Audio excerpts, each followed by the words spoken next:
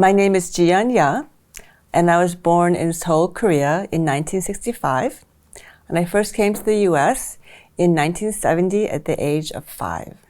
My father was in Chicago doing a doctorate in theology. And he was here on a student visa. It was his second student sojourn in the US. And my mother was in Korea finishing up her medical degree. And so we came to the United States when my father was already here. And he was in Chicago, so we came to Chicago. I spent the summer watching Sesame Street and Mr. Rogers. And by the time I started kindergarten in September, I was conversationally fluent in English, and I could read and write. And it totally floored my kindergarten teacher because she had been told to expect an immigrant child from Korea. I remember she told me that she had to look up Korea on the map. And she expected to find this child who could not talk. And instead she got me. So this is 1970. And there were really very few Korean Americans in the Chicago area. Our acquaintances as a family revolved around the few Korean people in the Korean church that we were part of, and my father's connections, who were international students at the McCormick Seminary where he was getting his degree. Basically like missionary type faculty and Christians. My father in many ways was already somewhat assimilated. He had learned English at a young age and was really good at it.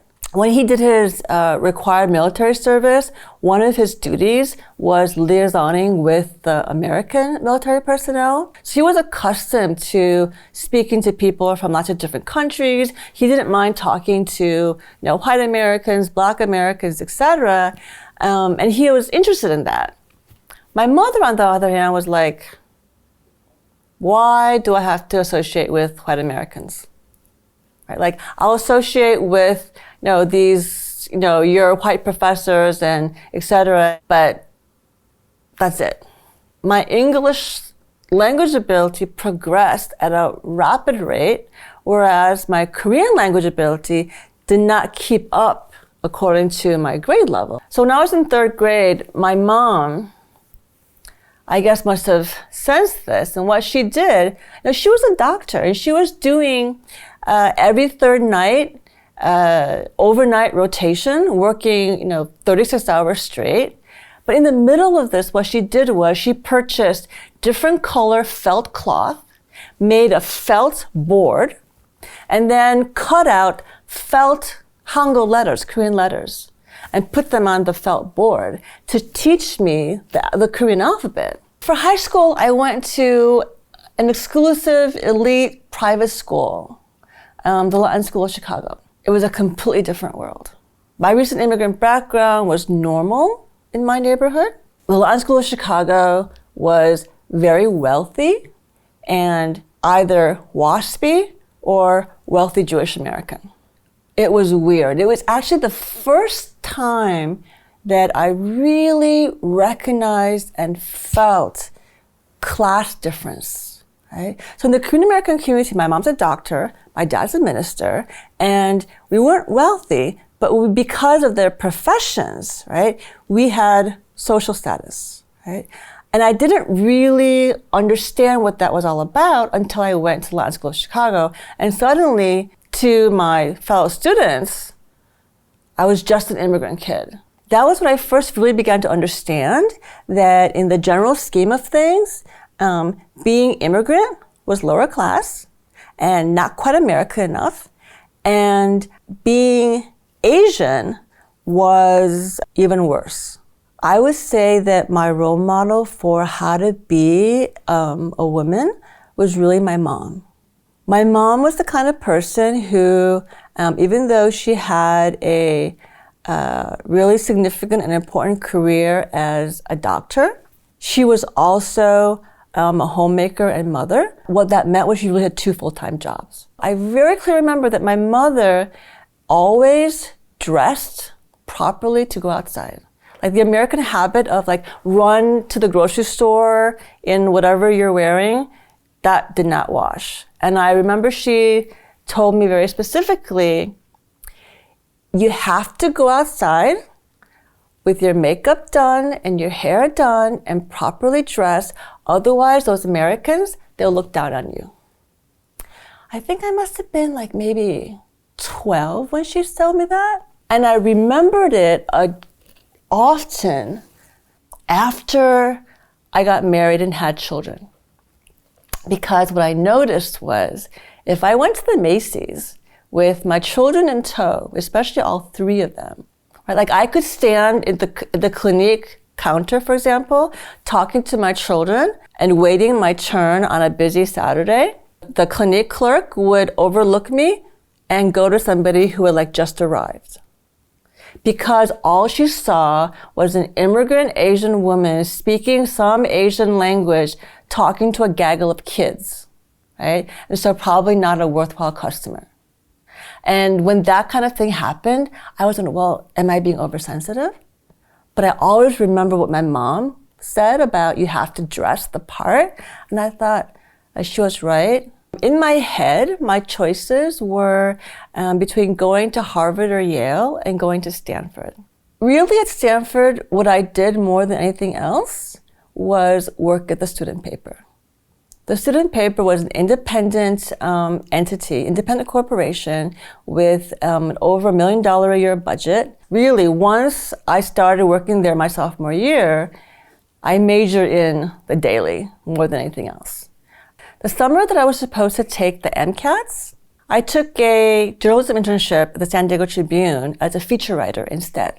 That was the summer after my junior year, and also my junior year, I dropped a bunch of classes because of the daily, which meant that technically I was short credits, and technically I was on academic probation. My father was so pissed off. Instead of going to med school, I went into journalism. And I worked at Newsday, at the Omaha World Herald, where I was their chief agriculture reporter. And I worked at the Philadelphia Inquirer, where I was one of their editorial writers and part of the editorial board. At that time I was in the Queens Bureau of Newsday. And this was 1989, and I was covering the aftermath of the Bensonhurst racial incidents, and I was covering the Korean Black conflict as it was unfolding in Brooklyn. You know, my beat was immigrant communities in Queens, unofficially. In the fall of 1989, the editor of the New York edition of Newsday came into the newsroom in Manhattan, and he got up on the table and he was holding up one of our competitor papers. I forget it was the Post or the Daily News. And he was saying, we have to have more sex. Go get me sex in the news. I was like, oh my God, this is not where the industry should be going. This is not why I became a journalist. And I could see that the decline that's so visible now was already visible then. This happened in sometime like just before Thanksgiving. And Thanksgiving I went home to my parents and I thought, I'm just gonna apply to grad school. What am I gonna apply in? Well, in high school I really loved history. Let's apply to history. And I'll apply to study immigration history. That's what I'll do. And I got into a couple of different programs, and the one that was most interesting to me was the one at Penn. So I went there and I left journalism. I graduated from Stanford in 1987. In 1989, the undergraduates began to agitate for Asian American studies. So I totally missed that, right? Claiborne Carson was a professor there, and there's a lot of talk about African American studies and its importance to U.S. history and so forth, right? And I thought, well, but what about like Asians in America? When I was in high school and college, it was also the first round of culture wars. And it seemed to me that was really an extension of racism, that they were not content to metaphorically or even literally spit in our faces. They wanted to make sure that we never got to hear anything about our past, and we never got to, raise our voices to talk about ourselves and what we thought about America, what our experiences were. So one of the things that I did as an editorial writer at the Philadelphia Inquirer was I wrote a column, an op-ed column about the culture wars. So I always had this interest in that, but I wasn't aware that there was a field called Asian American Studies, even though I went to school at Stanford, which was just on the opposite side of the bay from Berkeley, which was, the home of ethnic studies and a birthplace for Asian American studies. By the 1980s, a lot of that was just erased. The summer of '98, I moved to Chicago because I realized that living at home with a husband and an infant child, and with my parents, I wasn't going to get any work done. So I removed our nuclear 3-person family and we went to Chicago. And then in September, I started writing my dissertation. And that fall, I received a letter from Northwestern saying, we would like you to apply to this new position in Asian American Studies. I was like, okay. So I applied there and a couple of other places, and eventually I got the job. People were sort of like, military brides? What about them? What's interesting about them? So it was not the best intellectual atmosphere to be on the job market with that particular dissertation. So it was a little disconcerting. I wasn't sure that I was going to get a job. I wasn't sure that things were going to work out. But I have to say that writing the dissertation, I really wasn't thinking about the job market. And I wasn't thinking about a dissertation committee. I wasn't thinking about publishers. I was thinking about the children of the women I interviewed. I did my fieldwork at a Korean military bride church. Most of the children were young, school children, and they knew nothing about their mothers. And they were so sassy. To me, growing up, in a more traditional kind of Korean immigrant household, they were so mean to their moms. And then the stories they would tell, the women would tell me about the children, I thought, this is a group of people that needs to read this research, right? I actually had writer's block for almost 2 years. I couldn't write a word.